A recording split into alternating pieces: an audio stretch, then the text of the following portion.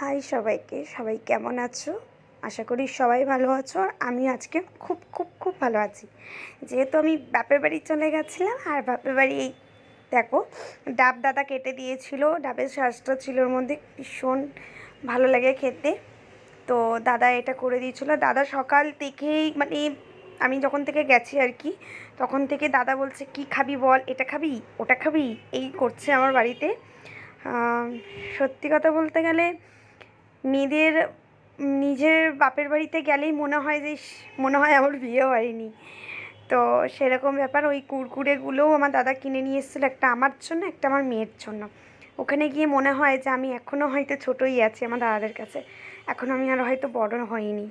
তো দাদাকে বলছিলাম তুই খা, দাদা বলছিল যে না তুই খা, তোর জন্য রেখে দিয়েছি, আর তোর ভালো লাগলেই ভালো, আমিও হ্যাপি। তো এরকম একটা কিছু বলছে দাদা। তো আমি খেয়ে টেস্ট করে বলছি, মানে সত্যি খুব অনেক নারকেলের শাঁস অনেক কি হয়, মিষ্টি হয় না, বা অনেকে একটা কেমন একটা হয় খেতে। তো এটা সত্যি খুব টেস্ট ছিল, ভালোই লাগছিলো খেতে আর কি।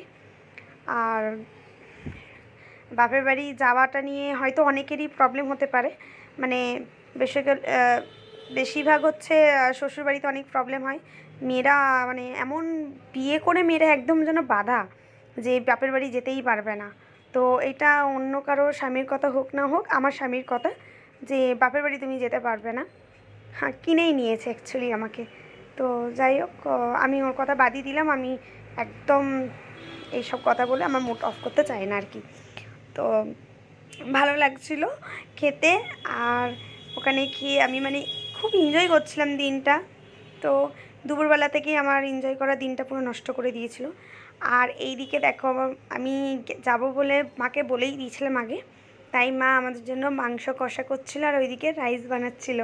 আর আমি যখন মাকে বলছিলাম যে মা তুমি কি রান্না করছো, মা কিন্তু খুব সুন্দর করে বলছিল যে মাংসতে কি কি দিয়েছে। আর মা আমাকে, আর মায়ের হাতে মাংস কষার রাইস দারুণ হয়, দারুণ হয়।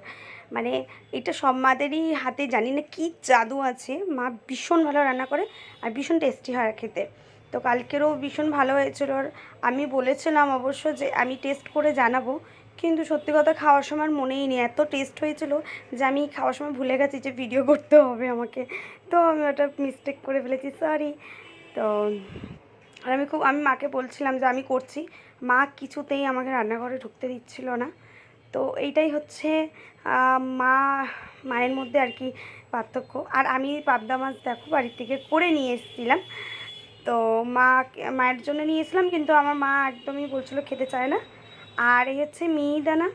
তো মিহিদানা আমি কালকে কিনলাম। আগে আমরা হয়তো খেয়েছি 5 টাকার, 10 টাকার, 2 টাকা অবধিও আমরা খেয়েছি, আমার ততটুকু মনে আছে আর কি। কিন্তু এখন আমি নিয়ে এসেছি 250 নিয়েছে 60 টাকা। তাই আমি বলছিলাম এখন জিনিসের দাম অনেক বেড়ে গেছে, মাকে বলছিলাম অনেক জিনিসের দাম বেড়ে গেছে। তো এখন আর এইসব আগের মতন কিন্তু অত টেস্টও থাকে না কোনো মানে খাবারের, যেরকম আমরা ছোটোবেলায় খেয়েছি, তো সেই টেস্ট আর পাই না। আর হ্যাঁ, যেটা বলছিলাম যে বাপের বাড়ি আসা কিন্তু একটাই মানে সুবিধা, যে মা কিচ্ছু করতে দেয় না।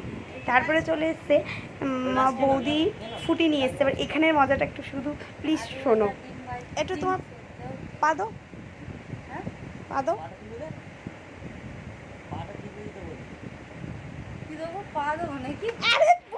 আর এখানে দেখো, না বলতেই না, যে সবাই বলে বৌদি ননদের সম্পর্ক খারাপ হয়, ওকে আমি একটা ফাজলামো করে অন্য কিছু কথা বলছিলাম, আর ও পাগলিটা আমার পা টিপে দিচ্ছিল। তো সত্যি ও একটু অন্যরকমই। আর এইদিকে দেখো মাংস কষা মা করে দিল। তো মাংস কষাটা আর কি খেয়ে মা, এটাই আমি অবাক হয়ে গেছিলাম যে খুব একটু স্যাডও হয়ে গেছিলাম যে শ্বশুরবাড়িতে তো করে সবাইকে খাওয়ায়, কিন্তু এক পিস আমাকে কেউ এসে বলে না যে একটু টেস্ট করে দেখো। মানে এটা একমাত্র শুধু আমার বাপের বাড়িতেই মেয়েরা গেলে পাই, যে সব কিছু খাওয়ার আগে মানে টেস্ট করার আগে, মানে সব কিছু টেস্ট করায় আগে আর কি। একটুখানি গোলমাল হয়ে গেছে। তো এখানে সেই ফিলটা হচ্ছিল যে সত্যি মানে আমি মনে হয় একবারও বিয়ে করিনি। তো শ্বশুরবাড়িতে তো সবাইকে করে খাওয়াতে হয়। তো কেউ আমার ভালো মন্দ কি কেউ মেয়ে বউদেরকে বোঝে? বৌমারা তো সবসময়ই খারাপ। তো এইদিকে দেখো আমার দাদা, আমি আর আমার মেয়েও এসেছিলো। তো আমরা তিনজনে মিলে এগুলো টেস্ট করছিলাম। তো আর এদিকে আমরা বলছিলাম যা পুরীটা তো শেষ, দাদা খুব ক্লান্ত হয়ে একটু শুয়ে পড়েছিল। আমি ওর সাথে দেখো একটা মজা করতে গিয়ে আমি কিন্তু পুরো মজাটা ফেল হয়ে গেলাম, আমি ওর সাথে করতে পারিনি। তার আগেই ও চোখ খুলে ফেলেছিল। তো দূরে দেখতে পারবে, আমি ভেবেছিলাম ওকে বলবো এই যা গ্লাসটা ফেলে দিলি, তো ওটা বলতে আর পারিনি। তার আগে দাদা চোখ খুলে নিয়ে হেসে ফেলেছিল, তাই আমিও খুব হেসে ফেলেছিলাম। তো যাই হোক, এইভাবে আমাদের দিনটা খুব সুন্দর কেটেছিল আমার বাপের বাড়ি গিয়ে। আর আশা করি সব মেয়েদেরই ভালোভাবে কাটে।